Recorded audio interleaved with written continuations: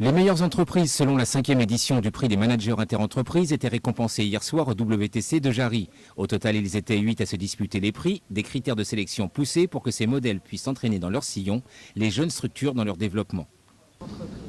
Le prix Interentreprise, on l'a lancé en 2003, c'est une distinction que nous donnons à des entrepreneurs des 3 départements qui cumulent les performances financières, sociales et environnementales.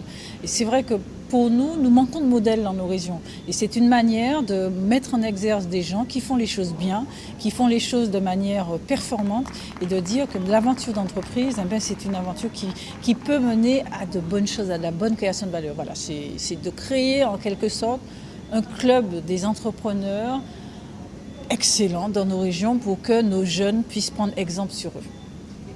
Pour la Guyane, le 3e prix est décerné au manager de la société Nouvelle Malvigue, Roberto Labé-Pachenko. Pour la Martinique, Pierre-Jean Gouillet de la carrière Gouillet. Et enfin en Guadeloupe, François Bernard du site Anti-Online devant Sylvain Villette de Caruquera Métallerie Villette.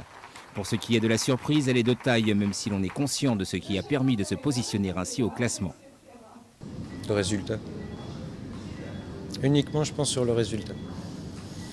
À côté, bon, c'est le fonctionnement logique d'une société. On a du social, mais comme on dit à la base, on est une petite société de 10 personnes, c'est plus familial qu'autre chose. Je ne suis pas une multinationale, je n'ai pas de sous-directeur, je n'ai pas de ceci, de cela. J'ai un chef d'atelier, j'ai ma femme qui est ma comptabilité, qui est 30% de mon cerveau justement, on va dire à ce niveau-là. Et c'est le trio qui fait qu'on fonctionne très bien. Toutefois, le prix Interentreprise du manager Antilles-Guyane a été remporté par le manager de la meilleure entreprise de Guadeloupe. Pour certains, le pari engagé il y a 8 années donne enfin ses fruits. Vous savez, quand vous démarrez une entreprise de zéro seul, vous ne dites pas que 8 ans après, il y a 65 salariés et 25 millions d'euros de chiffre d'affaires. Donc de ce point de vue-là, si vous le dites le premier jour où vous commencez, tout le monde vous prend pour un fou. Donc c'est normal, ça c'est normal. Il n'y a que la réussite et la chance d'une certaine manière qui font qu'on arrive à ce niveau, qui n'est pas un objectif en tant que tel, qui est simplement la conséquence de travail bien fait, de choix et d'envie de croître et d'investir. Donc l'activité, c'est du tour operating sur Internet. C'est toujours sympa de savoir qu'à un moment, il y a les feux des projecteurs qui sont sur vous parce qu'un jury compétent et distingué a apprécié le travail qui est fait.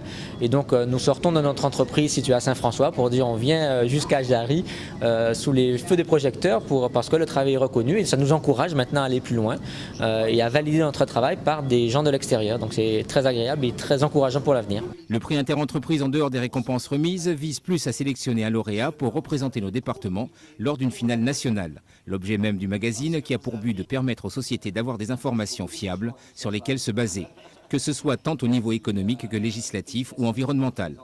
Interentreprise, ce magazine effectivement que j'ai lancé il y a une dizaine d'années, est sur le même registre que des magazines économiques de n'importe quelle zone du monde. C'est-à-dire que notre magazine est bien fait, on peut le dire. On y trouve des informations riches, denses, de manière à ce que le lecteur puisse faire du business. Parce que nous, on se place véritablement en tant que presse économique, parce qu'on considère que c'est parce qu'on a de l'information fiable, qu'on a de l'information vérifiée et qu'on sait les choses, qu'on arrive à prendre des décisions, des bonnes décisions, à pouvoir se projeter et créer de la valeur qui est bonne pour le territoire. C'est donc toute l'équipe du magazine, autour de sa directrice de publication, qui peut aujourd'hui se réjouir de l'ampleur de l'événement. Pas toujours simple à gérer, mais au final, la tâche s'avère être conforme à ce qui était espéré. Prochaine étape justement, la finale nationale.